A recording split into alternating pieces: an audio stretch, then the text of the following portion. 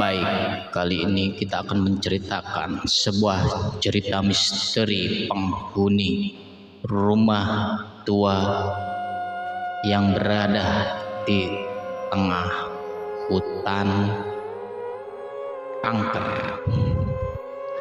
Pada saat itu, saya dan kawan-kawan berjalan memasuki hutan tersebut, dan rencana sih pengen mengeksplor tempat-tempat misteri yang berada di daerah situ. Dari siang hari kami memantau rumah tersebut dari kejauhan. Dengan rasa penasaran saya dengan teman-teman, kalau nggak salah pada saat itu waktu menunjukkan jam 4 sore, langsung kami menelusuri tempat tersebut. Lalu aku bersama teman memasuki rumah itu. Kebetulan namaku Hendro dan kawanku yang satu lagi bernama Febri. Kami bergegas memasuki rumah angker tersebut,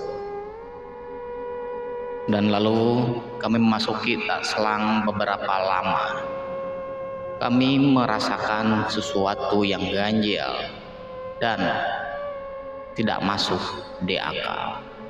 Dan lalu Febri bertanya kepada saya, "Bro, apakah kamu merasakan hal yang aneh barusan? Kayaknya sih ada yang jalan di lantai 2. Apakah kamu merasakan, Bor?" "Iya, sampai bulu kuduku ini merinding loh. Kayaknya mantep nih kalau buat diekspor nanti malam nih. Apakah nggak bahaya tuh?" "Ya mudah-mudahan enggak.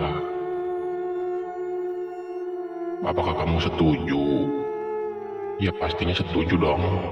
Demi konten gitu."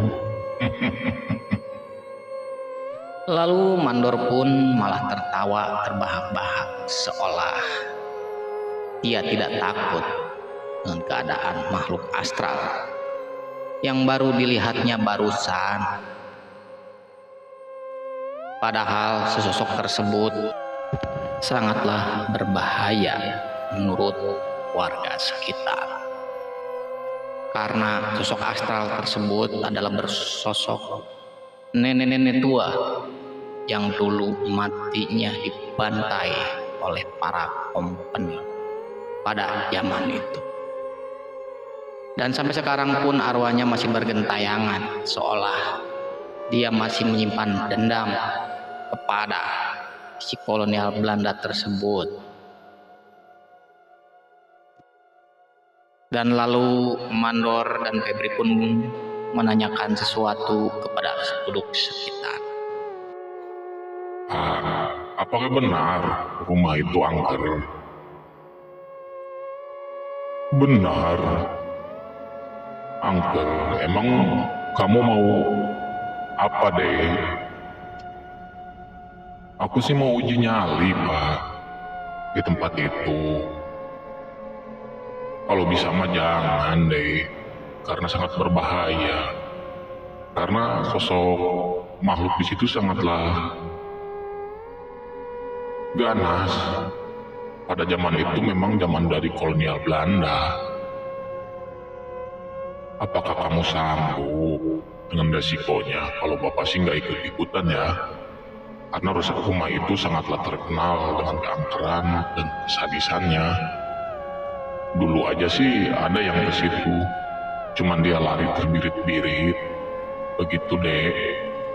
Nggak apa-apa, Pak. Hanya sekedar untuk skripsi aja, buat mata kuliah saya." Ya kalau itu mau kamu ya nggak apa-apa, tapi jangan bawa-bawa Bapak di sini ya. Siap deh Pak, kalau begitu.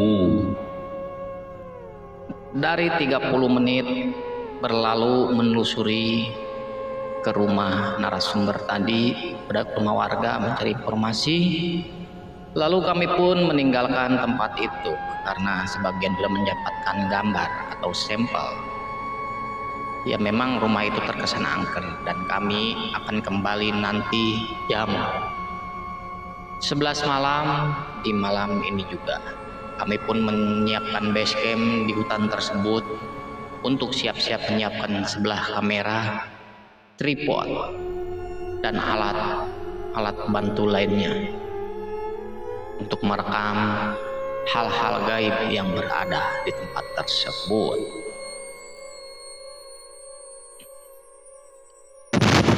Singkat cerita, waktu pun menunjukkan pukul 11 malam. Kami bergegas dengan Febri menyusuri tempat tersebut. Dan kami seakan memasuki dimensi lain ketika memasuki rumah tersebut. Tercium bau anyir yang sangat menyengat di dalam hidung saya. Seakan dimensi lain masuk pada zaman tersebut. Dan lalu berukir-ukir kudukku merinding. Seakan ada makhluk astral yang mendekati saya. Tiba-tiba Febri merasakan ada sesuatu yang mengikuti dari belakang dan lalu berkata kepada Mandor, Dor, ini mah benar-benar angker, Dor. Aku sampai ini ada yang mengikuti dari belakang dan bulu pundukku sangat merinding. Alah, itu hanya halusinasi kamu saja, Pri. Tenang aja. Kalau misalnya ada cewek cantik mah kita cium aja. Dengan sompralnya Mandor bilang seperti itu kepada Febri, seakan dia menantang kepada makhluk astral yang berada di sana. Tidak selang berapa lama Mandor bilang seperti itu pada Febri. Lalu sosok astral yang bertinggi besar pun mulai menampakkan dirinya. Hanya menampakkan sebuah bayangan yang berada di hutan tersebut, dan tetapi si Mandor dan si Febri pun sudah mulai gelagapan melihat bayangan tersebut. Lalu dia tidak menghiraukan dan masuk lagi ke sebuah ruangan yang kayaknya dulu bekas pembantaian si nenek tersebut. Dan betul sekali, ternyata dari situ terdapat sosok nenek yang lagi menangis, seakan tidak terima dia dibantai oleh seorang perempuan. Dor, coba lihat itu apa, Dor? Memang sih itu cucuk nenek. Bagaimana ini, Dor, kira-kira? Santai saja. Aku yang nyamperin deh. Kita tanya, apakah betul ini makhluk astral apa bohong-bohongan gitu? Ya kalau kamu berani sok aja. Aku di belakang kamu ya. Baiklah. Mandor benar memberanikan diri menghadapi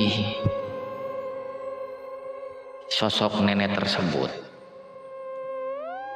dan malah seolah menantang kepada makhluk tersebut. Dan lalu sosok tersebut pun marah. Lalu si Mandor pun tersentak oleh si makhluk astral tersebut.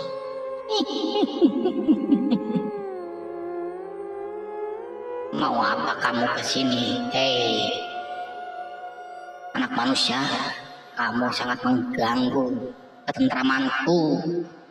Seakan kamu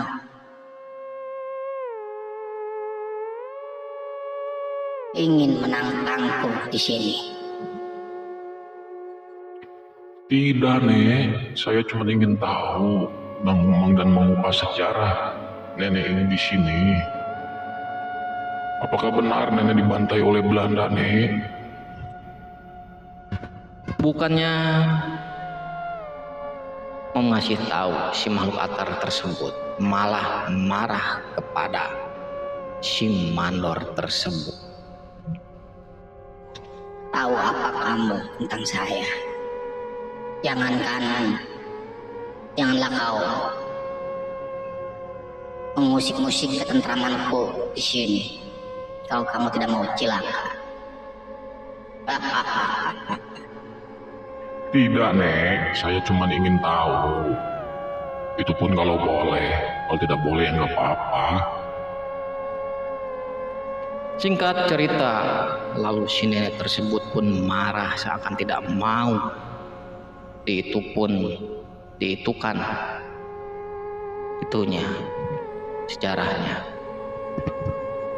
Lalu sebilah kursi tua pun yang berada dalam tersebut dilempar kepada si mandor dan terkena kepalanya si Febri. Lalu dia pun lari terbirit-birit seakan takut oleh hentakan si nenek tersebut. Kupra.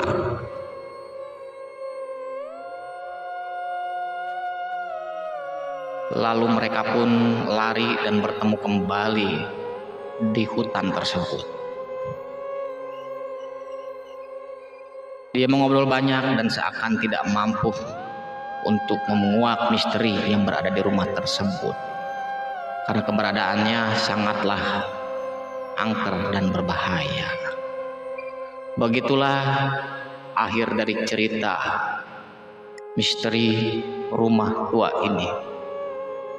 Semoga terhibur dari konten-konten misteri kami. Hanya ada di Pat Sekawan Channel.